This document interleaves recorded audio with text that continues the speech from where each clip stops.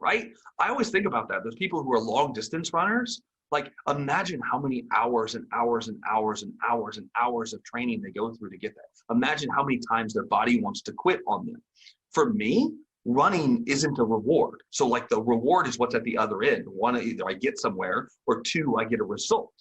And when I would get to that point where my body is physically exhausted, I don't want the result bad enough to keep going. Well, and you bring up an excellent category, like marathon runners. Have you ever had a conversation with a marathon runner? Like somebody that's done it before and is passionate about it, like it's not their life. Don't confuse that. They don't revolve everything around it, but A, you know them because they've told you, and they have the gear and they have the stickers and they have the checklist. There's no question. So if you're in this valley of despair and people don't look at you like you're a marathon runner in whatever category you're in, I'm going to say that you might not have made your goal big enough and you might not have put yourself in the right passion or given yourself enough answers before you jumped in.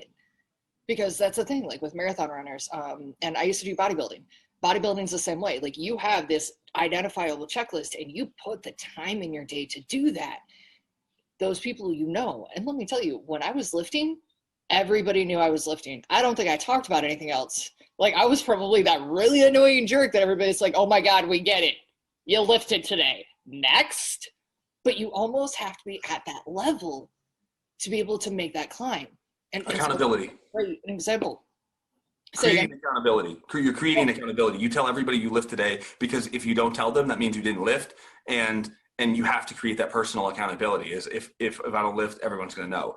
So one of the best strategies I've ever heard actually comes down to exercise, and it has to do with excuses, right? The biggest single problem that people have is this valley of despair is like they're doing really good on day one. They're pumped. They're ready to lose 50 pounds. They're gonna be in the best shape of their life. They're gonna get ready for bikini season. Here we go.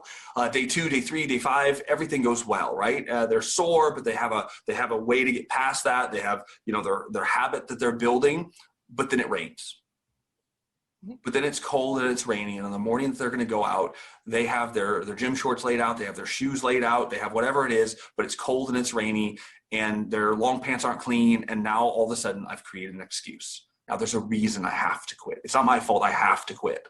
So we're at that stage, and the thing that they say is, 1, build a habit, right?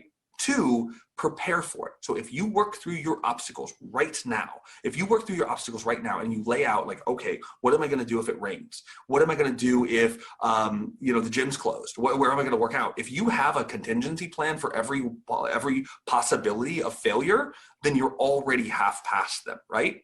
So the valley of despair can be overcome with that and that alone.